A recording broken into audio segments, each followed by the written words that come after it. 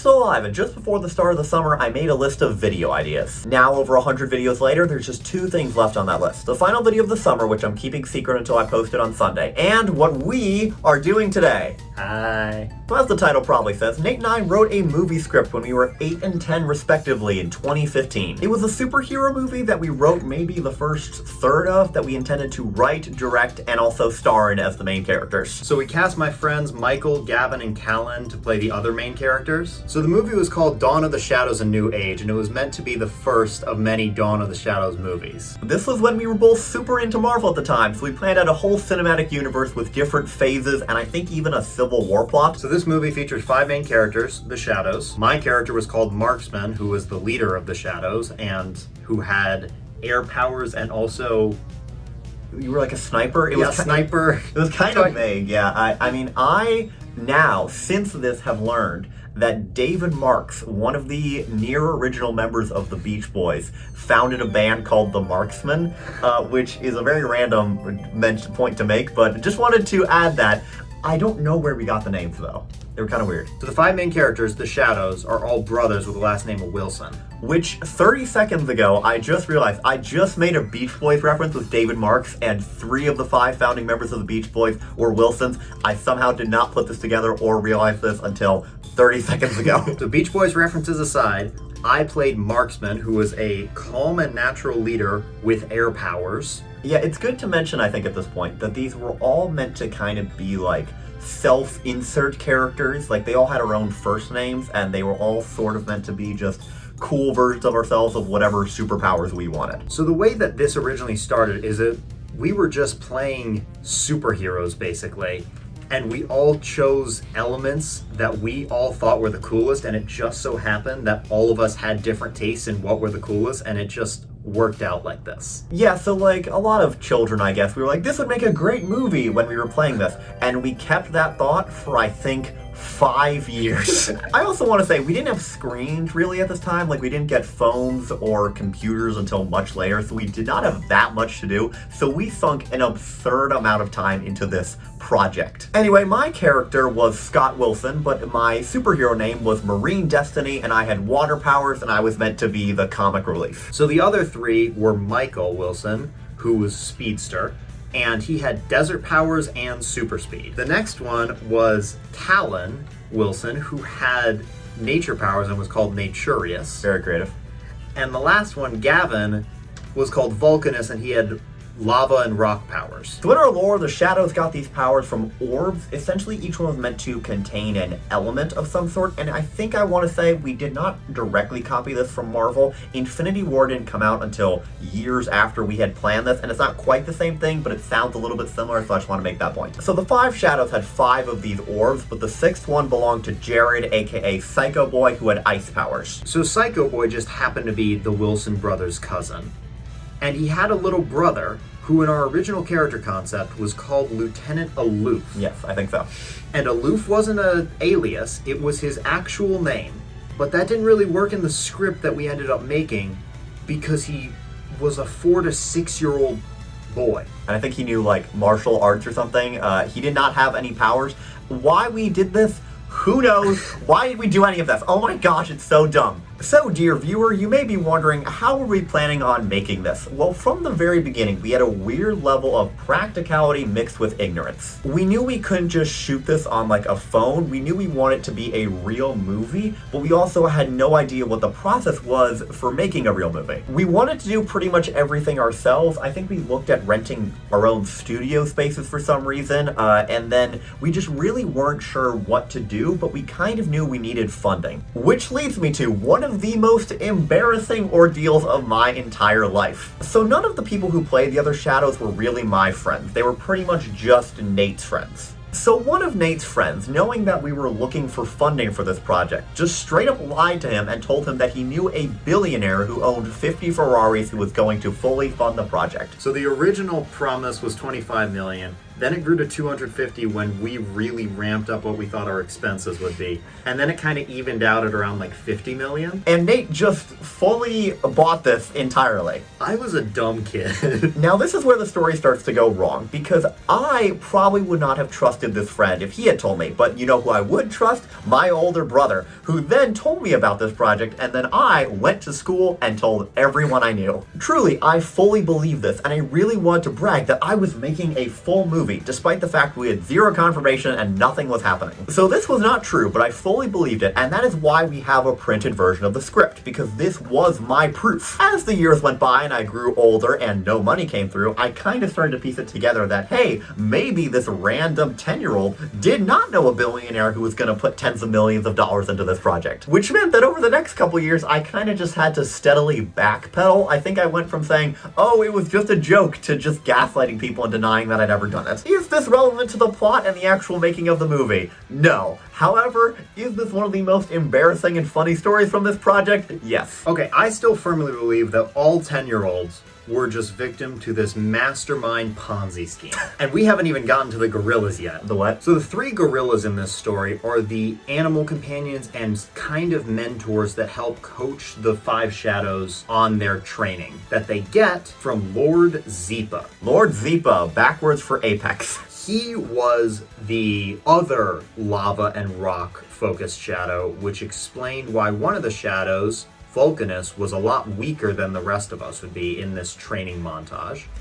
And he was part, and the last surviving one, of the last generation of shadows. We are getting way too much into the plot, written by 2 people who had a combined age of like 18. Yeah, so the Shadows basically were meant to be a group that had existed throughout all of time, and we were just the latest incarnation of that. And this story opens with something that I still do in my own stories to this day, which is a prologue that takes place a while back and is a good bit darker. And that prologue will be one of the 3 scenes we are going to be reading today. I will be playing the role of Silhouette 1 and Silhouette 3, as well as the stage directions. And I will be playing Silhouettes 2 and 4 and voice. Ooh, this is exciting. The first scene of our script. Can you believe it? We made it to Hollywood. Scene 1. Exterior, rural Virginia, circa 1604, sunset. In a forest clearing, a hole with 4 multicolored spheres is seen with 4 silhouettes holding shovels. The silhouetted figures are moving dirt onto the hole. We must hurry. There is not much time. He is near. How dost thou know that? Be cautious. Do not let thy guard down. A voice in distance. Trees crashing down. Where are they? Calmly. He is closer now. Did Zeepa make it past him? Yes, but only just. How close is he now? Chuckling. Oh, not too far. The silhouettes speed up their digging. You, keep digging, guys. I will hold him off. Silhouettes 2 and 3 join Silhouette 1. Done. Leaving to join other silhouettes. Screaming in pain, hear body fall to the ground off screen. Blood splatters. Scream in Silhouette 2 and 4. Scream in rage, and then in pain, bodies fall to the ground. Silhouette 3 throws projectile with a thunderclap. Voice. Ah! That was screams in pain, then in rage. Loud explosion. Silhouette 3's body disintegrates. Voice, laughing triumphantly. Now all I have to do is dig up those orbs and all the power will be mine. Ground in the clearing explodes. No! Where are they? No!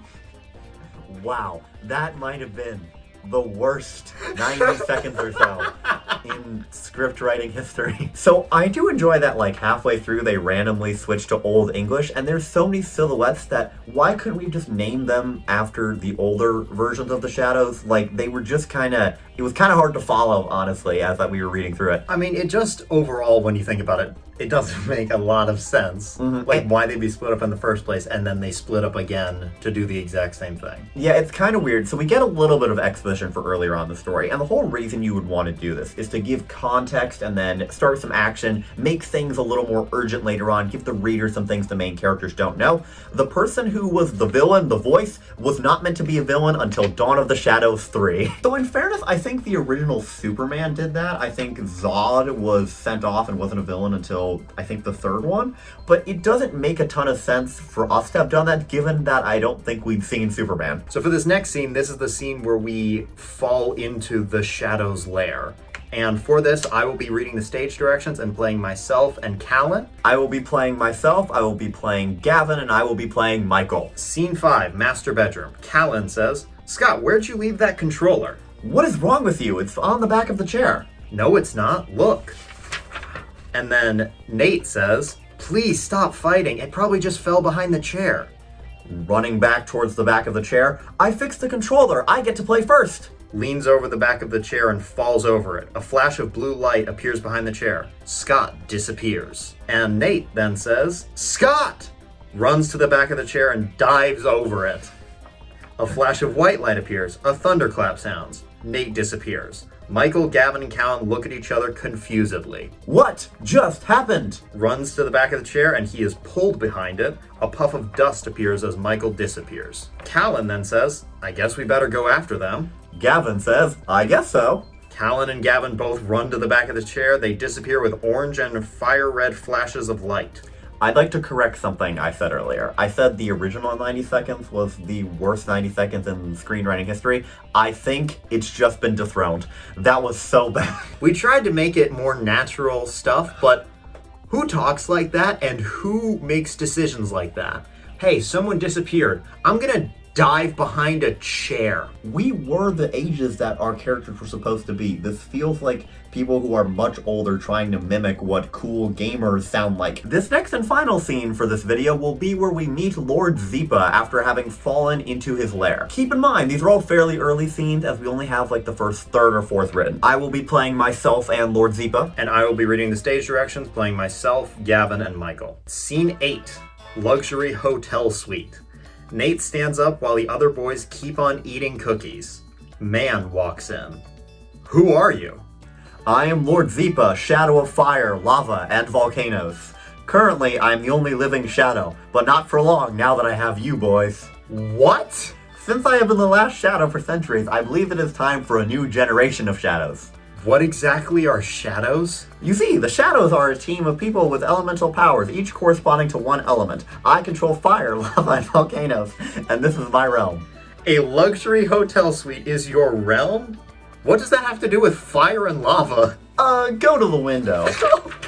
I walk tentatively to the window and open the curtain, revealing a vast expanse of volcanoes and fire. Whoa! How did you bring us here? Guys? Boys are coming back into the room laden with desserts and stop when they see Nate looking at them. To the boys, "What did you do?"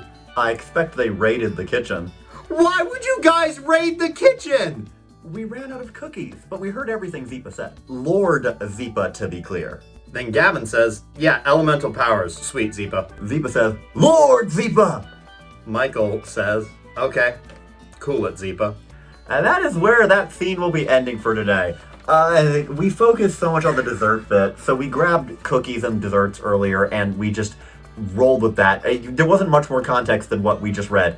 Wow, that was, I think, the worst one of all of them. Oh my gosh, that was bad. Yeah, it just kept going downhill. At least the second one, it was still about the same bad in terms of dialogue.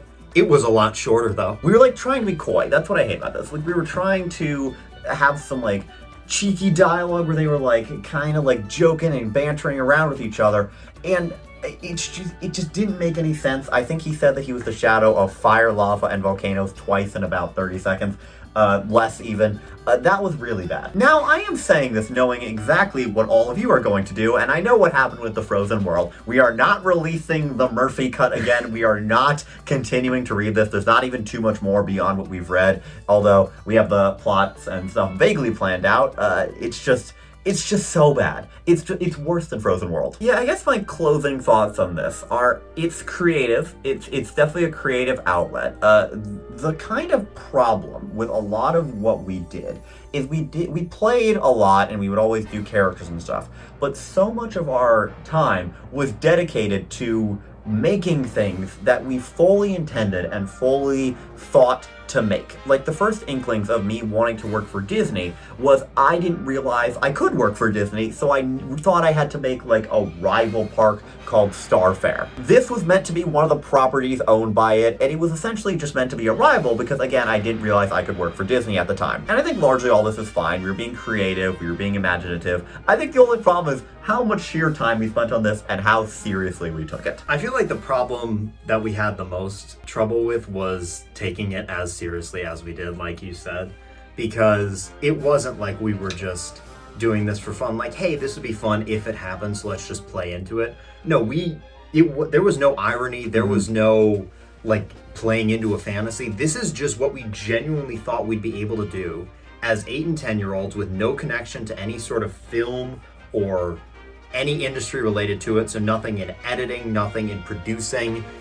We knew no one. This was definitely meant to be a serious production, and one key moment that I really remember is we got this book, because everyone in our family knew that we wanted to make this. I think we got this book for like Christmas, and it was like, how to make your own movie. And it was too amateur for us. Like, it was too, even though we knew nothing, it was like, yeah, find a camera, set up a shot, get some friends together. No, we wanted this to be like a serious, like Marvel, essentially, movie.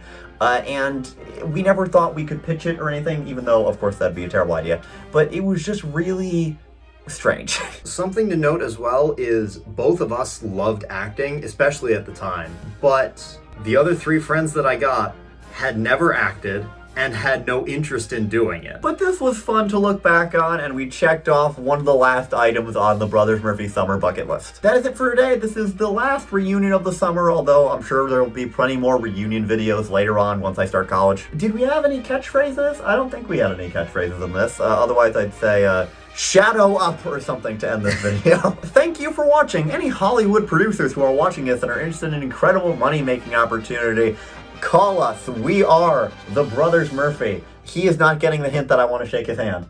Yeah. We are the Brothers Murphy. We are new breakout talent on the screenwriting field. Pioneers of filmmaking. Pioneers of filmmaking. This is the longest an outro has ever been. Nate, I will see you tomorrow. Okay.